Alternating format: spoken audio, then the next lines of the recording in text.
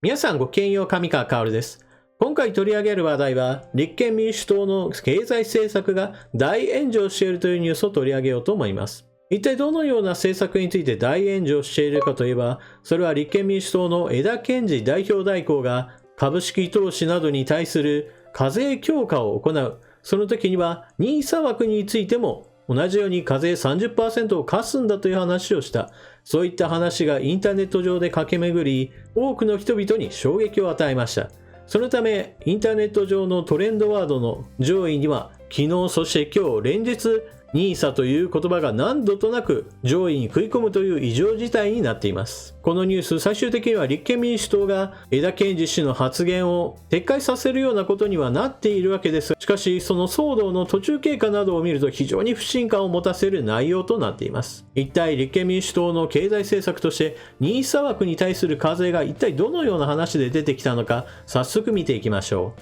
立憲民主党枝健二氏、NISA に課税発言が波紋。枝野代表が火消しツイート。立憲民主党の枝健二代表代行が10月28日夜に放送された BS フジライブプライムニュースで、高所得者層の税負担について株などで得た利益配当などにかかる税金を 20% から国際水準並みの 30% に上げると発言した。キャスターから NISA とか少額で低所得者が積み立てている株式運用についてもですかと問われ、枝氏はかけますと答えた。しかし NISA はそもそも非課税が肝。 SNS では枝氏の発言を疑問視する声が相次いだ。 NISA は庶民向けの制度。そもそも NISA はどんな制度なのか。金融庁の公式サイトの説明はこうだ。通常、株式や投資信託などの金融商品に投資をした場合、これらを売却して得た利益や受け取った配当に対して約 20% の税金がかかります。NISA は NISA 口座、非課税口座内で毎年一定金額の範囲内で購入したこれらの金融商品から得られる利益が非課税になる。つまり税金がかからなくなる制度です。枝氏の発言は1億円の壁問題への対応、つまり金融所得が多い超高所得者にもっと税金を払ってもらおうという流れで出たものだった。1億円の壁とは、給与所得課税の最高税率が課税所得4000万円超で 45% なのに対し、金融所得課税は一律 20% のため、年間所得が1億円を超えたあたりで、所得税負担率が低下する問題のことだ。しかし、NISA 口座の非課税投資枠は年間120万円しかない。積立方式の積立 NISA で購入できるのも年間40万円までだ。ファイナンシャルプランナーは次のように語った。NISA は庶民向けの制度です。NISA 口座で株に100万円投資し、10% の売却益が出たとすれば10万円。ここに3割課税されたとしたら、税金として3万円が取っていかれることになります。3万円は不庶民にとってみれば、生活を左右する重要なお金です。しかし、年収1億円超の人にとってみれば、今日のディナー代ぐらいの感覚でしょう。NISA はもともと一般層の投資を促すために導入した制度です。非課税を売りにして投資してもらおうという制度なのに、そこに課税したら全く意味がありません。枝氏の発言については翌29日、立憲民主党の枝野代表が次のようにツイートで釈明することになった。一部幹部の発言が誤解を招いていますが、立憲民主党は将来不安解消の観点から、NISA や積立 NISA について制度拡充を訴えています。課税強化は考えておりません。枝野代表は国民の方が誤解しているんだというふうにして責任を受け手側の方にと持ってきているわけですが、果たしてそうなのでしょうか。番組の中における発言を見ていくと、枝さん、我々はせめて 30% 国際水準並みという課税案に対して、キャスターの反町さんが NISA とか積み立てて株式運用しているものに対しても同じように課税するんですか。枝さん、同じように。番組に同席していた三浦瑠麗さんがそれはと苦笑していました。番組内で枝さんの発言がおかしいよということを指摘していた三浦瑠麗さんは、枝野代表の国民の方が勝手に誤解しているんだというツイートに対してこのようなコメントを出しています。枝野さんがコメントを出しているけど、誤解じゃないよ。何度も念押ししたもの。所得税払った後のお金をコツコツ投資した利益に二重課税するんだから増税すべきじゃないって。民主党時代の貯蓄から投資へは間違っていたのかって。そしたら、私は民主党じゃないんだから知りませんよって言われた。そして民主党の枝野さんがコメントを出した後において、枝健二さん自身は Facebook にて今回の件についてこのような謝罪を行いました。昨日のプライムニュースの私の発言について、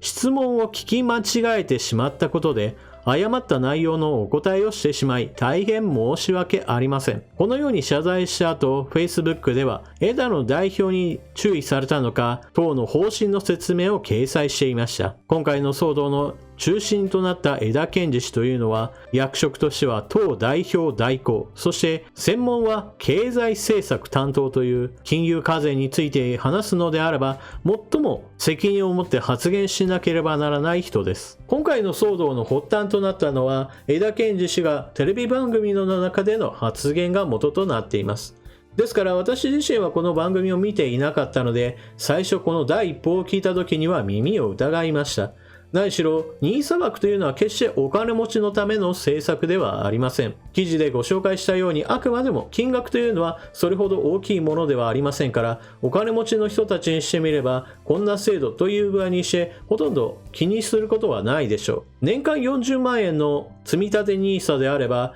20年間ずっ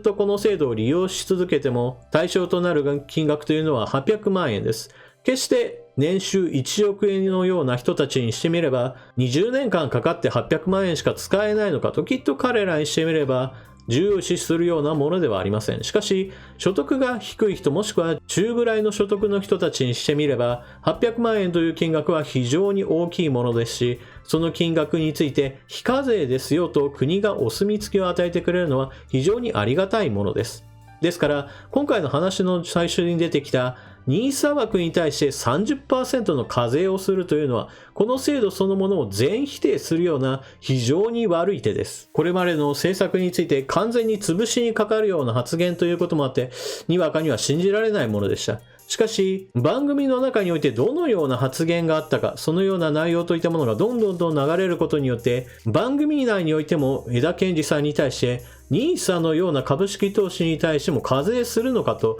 わざわざ念を押して聞いている場面があります。にもかかわらず、枝健二氏ははっきりと 30% の課税をかけるということを返答として出しています。そのように動画というものがはっきりと流れている状態にあって、立憲民主党の枝野代表は誤解を与えてしまったという具合にして話を持ってきています。誤解も何もはっきりとNISA枠に対しての課税も考えていることを話しているにもかかわらず、なんでそのような表現をするのか私は非常に不満に思いました。また、番組内におけるこのNISAのようなものに対しても課税するんですかと聞いたときに、はっきりと課税する方向での話をしているわけですから、その後における謝罪との整合性は全く取れていません。聞き取れていなかったかのような話をしているわけですが、その番組内におけるツッコミとして三浦瑠麗氏が枝さんの発言についておかしいですよという話をしているわけです。ですから、後になって謝罪するときに、いや、よく聞き取れなかったから変なこと言っちゃったよみたいな、それはもう、言い訳もひどいものだと私は思いました。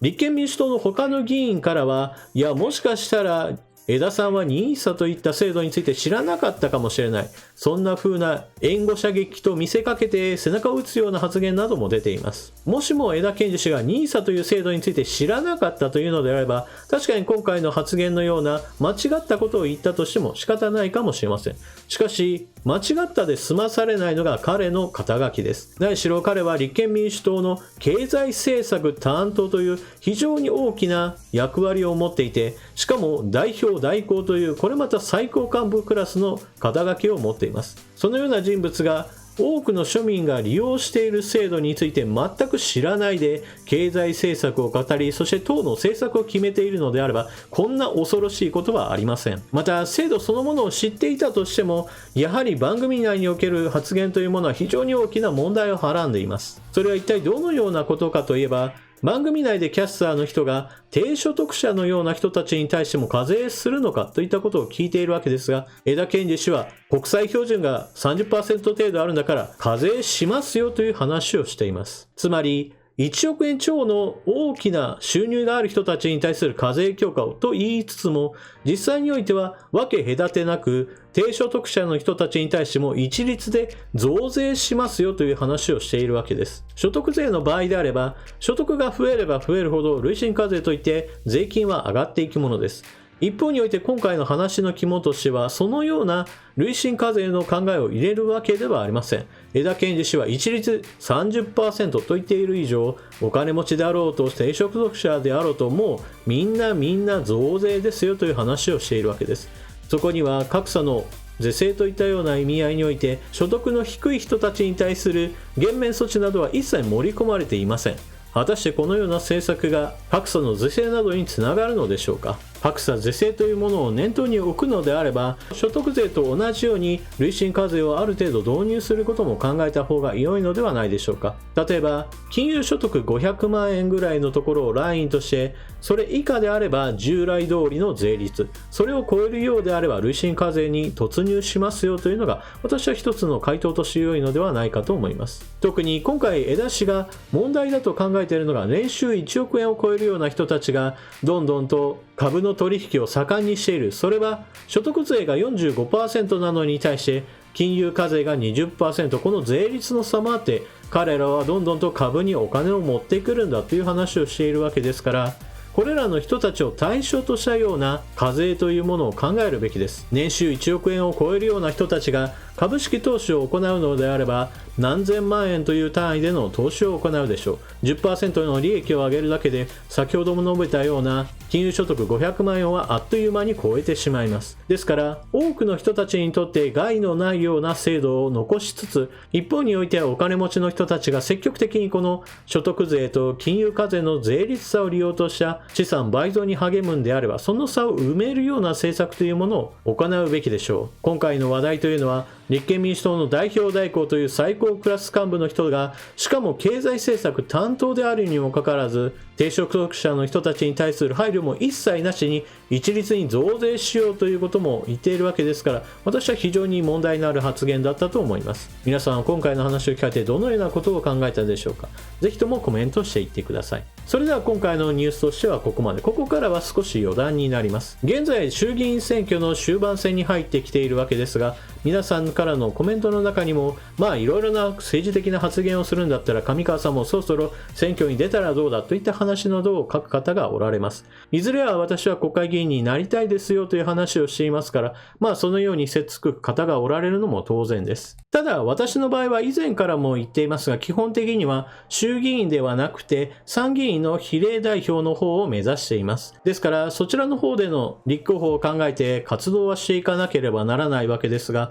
私はこの動画投稿を通して自分の政治的な発言や自分の政治的な考えといったものに賛同してくれる、支持してくれる人たちというものを募っている状態です。ただ選挙に出る場合においてはどうしても政党というある程度寄りかかれるようなところがあれば良いなとは考えてはいました。しかし残念ながら今のところ私の場合は今ある政党の中でこの党から立候補しようと思えるものは一つもありません。その結果として何を考えなければならないかといえば、結局のところ私は何々党ですよという一つの政党名をつけて、その政党の代表に自分がなって、そして選挙に出るしかないなという状況になりつつあります。さてここで一つ問題なのは、じゃあ私が政党名を自分でつけてどんな政党で戦うかといったことを考えていかなければなりません。政党名というのは基本的にコロコロ変えるものではありませんから、これだといったものがあればそれをずっと使い続けることが前提となります。しかし私にはこの政党名を考えるというのが全くいいアイデアが思いついてはいません。私が何々党ですよという看板を掲げて活動していくというのは今の話ではないのですが、いずれはしていかなければならない状況ですから、